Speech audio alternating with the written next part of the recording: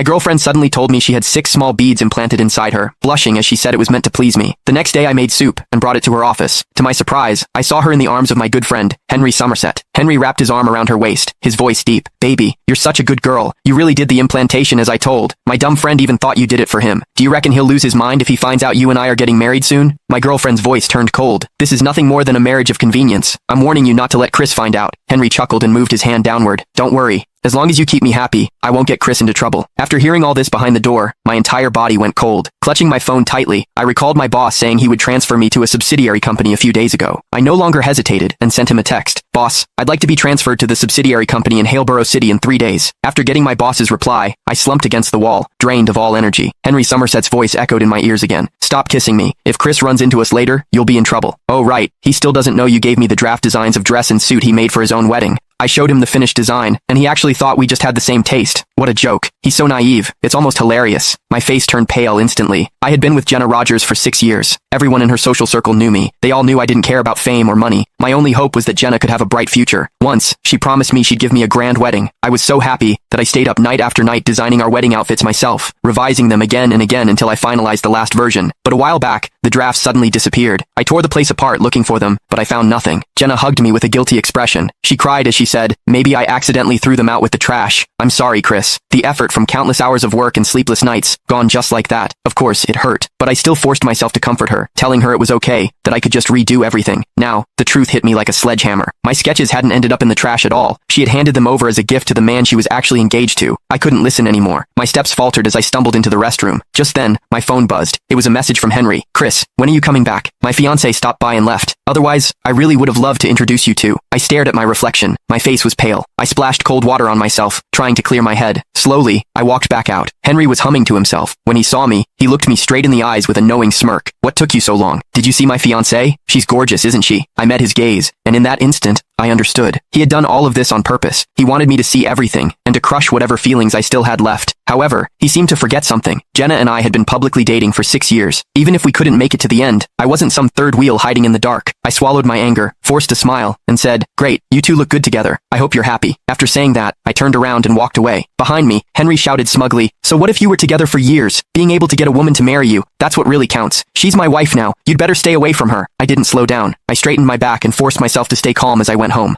Jenna got there before me. When she saw me come in, she immediately smiled and opened her arms like she always did. "Honey, you're home." I instinctively stepped aside. Her arms froze in midair, surprise flashing across her face. I glanced at the skirt she was wearing. It wasn't the one she had worn when she left that morning. "Looks like you changed your skirt." The confusion in Jenna's